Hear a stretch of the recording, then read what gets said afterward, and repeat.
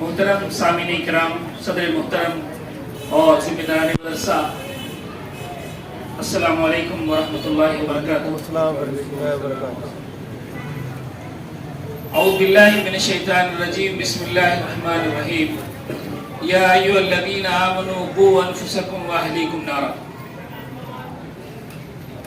اے لوگوں جو ایمان لائے ہو، اپنے آپ کو اور اپنے اہل و عیال کو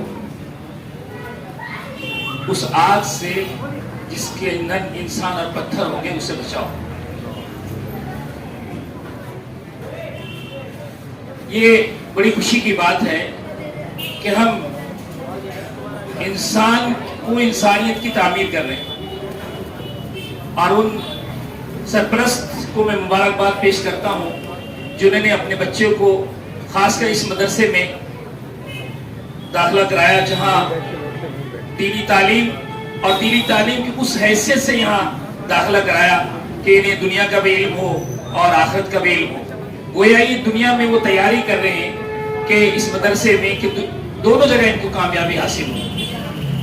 جیسے کہ آپ کے علم ہے کہ ہر انسان اپنے آپ کو گناہوں سے، اللہ کے عذاب سے بچانے کی کوشش کرتا ہے، اور یہ سب سے بڑی ہر انسان کے لیے کوشش یہ کہ اپنے اہل و عیال کو بچائے۔ تو میں ان سرپرستوں کو مبارکباد پیش کرتا ہوں جنہوں نے اپنے بچوں کو مدرسے میں داخل کرایا، اور وہاں وہ اللہ رسول صلی اللہ علیہ وسلم کی ہدایت کو سمجھ رہے ہیں، جس کی ہدایت کے ساتھ ہی وہ دنیا میں سفر کرنا ہے اور کامیاب ہونا ہے۔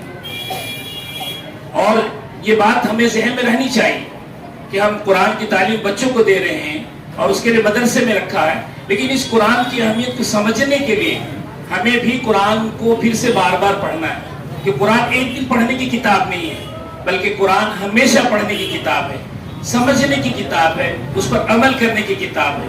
یہ قرآن کا مہینہ ہمارے سامنے آ رہا ہے۔ اگر ہم نے پچھلے سال، گزشتہ سال کو کوتاہیاں رہی، یا قرآن کو ہم تلاوت کرنے، اس کو سمجھنے سے ہم اس طرح نہیں کامیابی حاصل کی جس طرح ہمیں گزشتہ سال کرنی چاہیے تھا، لیکن اللہ تعالیٰ نے ہمیں زندگی دی ہے تو ہمیں اپنے بچوں کے ساتھ ساتھ ہمیں بھی ایسا گھر میں ماحول بنانا ہے کہ ہمارا گھر جو ہے رمضان معلوم پڑے جہاں کی قرآن نازل ہو۔